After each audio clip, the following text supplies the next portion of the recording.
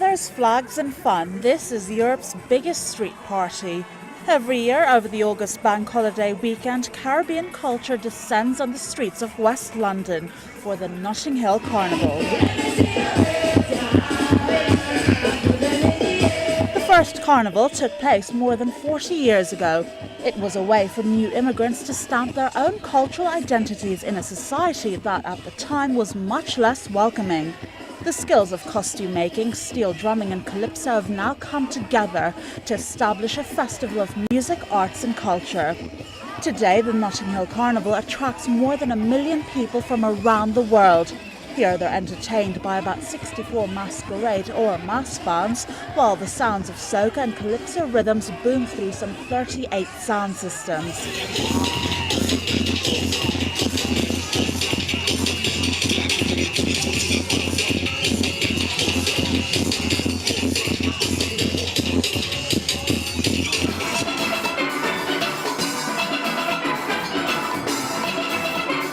Mass bands are the most spectacular part of the carnival. Some have over 100 members. The steel pan bands are another big attraction. Mangrove Steel Band. Tell us a bit about the band. I mean, I know you've been around for a while and you've done some very good work. Just give us a brief summary of the band. The band's was formed about just over 30 years ago now, and this won numerous panoramas. I think about 7 in all, maybe more. But they've placed usually very highly as well in the competition. They've toured around the world, Mauritius, Africa, in Europe. I think they've been to America as well, and quite a few players often go to Trinidad as well for their carnival, practice play with some of their bands. It's kind of the trend these days. Just go to the homeland and play with some of the big bands down there, improve their skills, so when they come back here to play with our band, you know, they're all set, they're all ready to get on with it.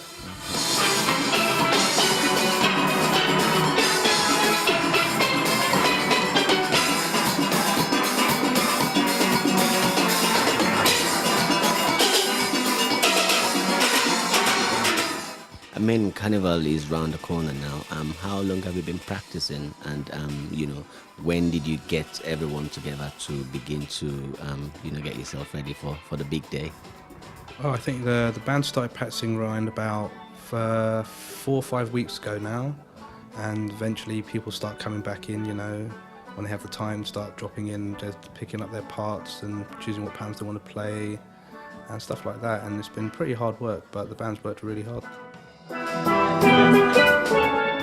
And you need between 50 to 75 people to perform in Carnival? You don't need to, but I think the limit for the competition is 75 players. So we can have up to 75 players, like I think we did last year. But this year was slightly smaller. I think we had around about 50 players. Tell me a bit about your costume. How is that made? What is the procedure for that? It varies. This year we're going quite simple. We're just doing t-shirts with combat trousers, various designs on t-shirts. Some of the t-shirts are cut up and ripped and stuff like that, and we'll have trousers and shorts. But other bands, as I'm sure you'll see, is going to have like bigger costumes made with wire, fiberglass, with lots of colourful materials and stuff like that, with the face painted, the arms painted, whatever, lots of glitter and sequins. Mm-hmm. It's quite a spectacle, really. Okay. And do you think this might have an impact on the presentation, as I'm aware there's also a competition? Yes, the bands do get judged during Carnival. There's a stage where the bands will pass through, just the bands, no crowds are there. They just clear the road and the bands pass through and they judge on the costumes, how the bands look together and stuff like that.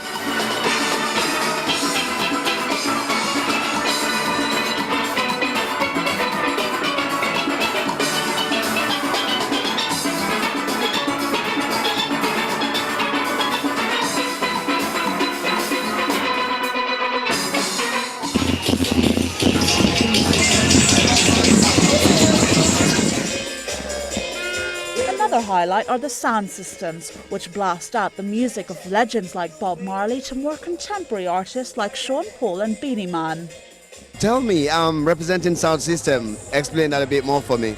The board is made up of 5 artistic arenas.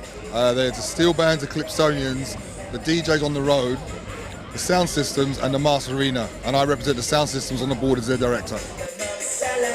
Carnival has changed tremendously because now a lot of other communities or cultures are getting involved in it. How is that being catered for? Well, as it always is, it's when something comes along that's very special, people want to be part of it. They come and view it for the first year, and they want to be part of it. They come and see the masqueraders on the road, and they say, well, I want to be part of that. They come and see the DJs and sound systems, I want to be doing that. So we like to look at it as inspiration to the young, and also attracting those who've never done it before, and including those visitors from abroad, from all countries and all over the world, because this is the biggest, one of the biggest events in the world, if not the biggest in Europe. Thank you very much.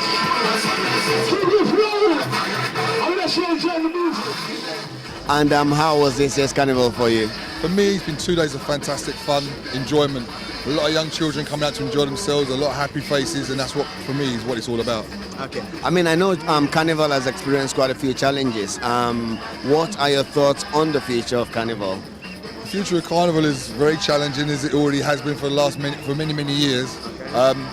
We need to step up our game, and we're looking to try and do that as a board and get ourselves into a position where we want to be sustainable. We need to get more funding in for the event and really recognise and reward those that put so much work into it.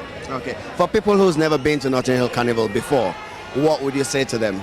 Come and enjoy a great spectacle. It's 2 days of great music, great entertainment, great masqueraders on the road.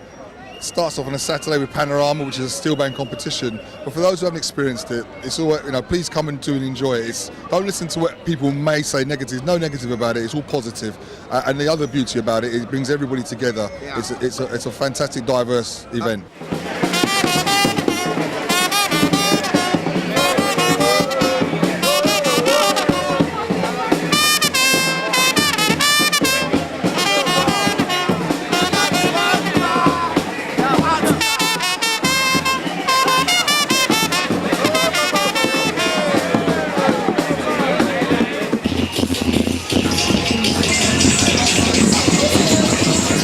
Carnival starts on Saturday with the Panorama, which is a competition between steel pan bands. Sunday is dedicated to the kids and it's more of a family affair. But it's Bank Holiday Monday that's the real unadulterated fun.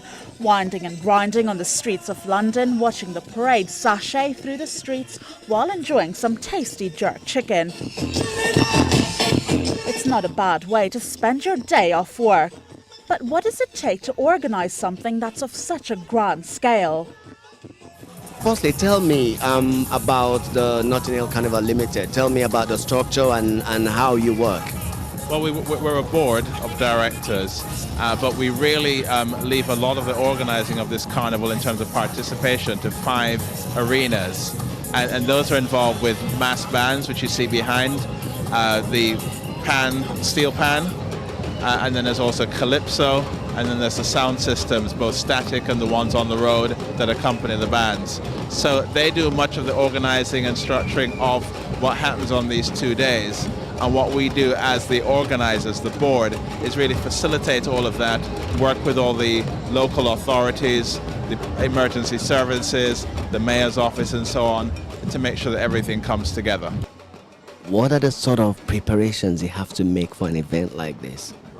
We have quite a few preparations and they're taking place as we speak at this point in time. We need to make sure that the streets are all clear, that all parking suspensions are in place and that all receptacles for waste, any waste containers, are removed off the highway. So we want to have a completely clear carnival area. So that's taking place at the moment and we're doing some sort of preliminary cleaning to make sure that the area is completely spotless.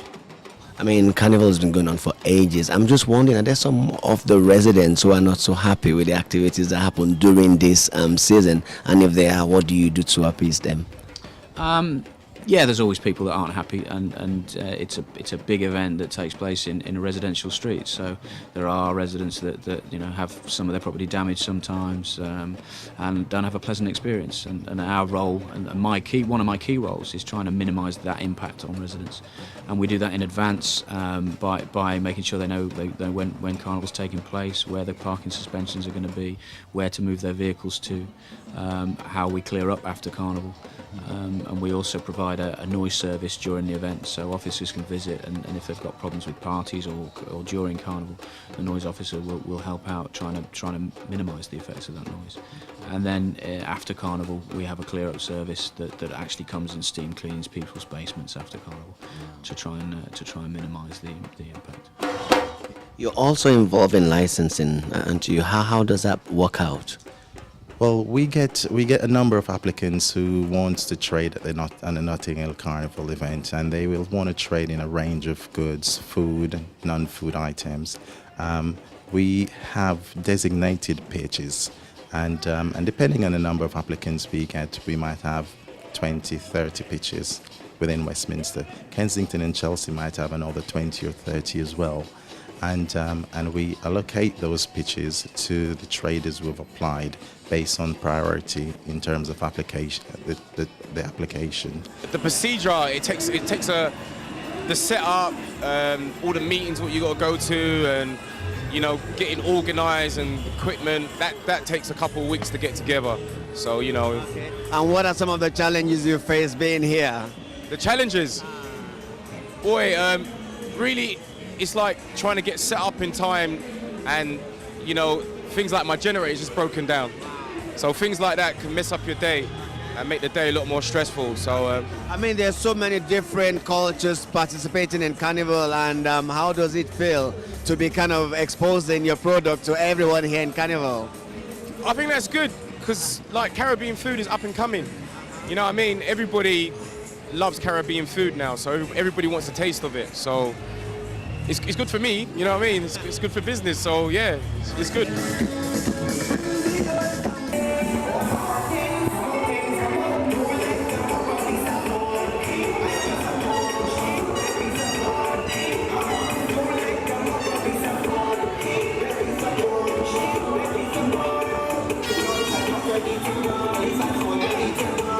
DJ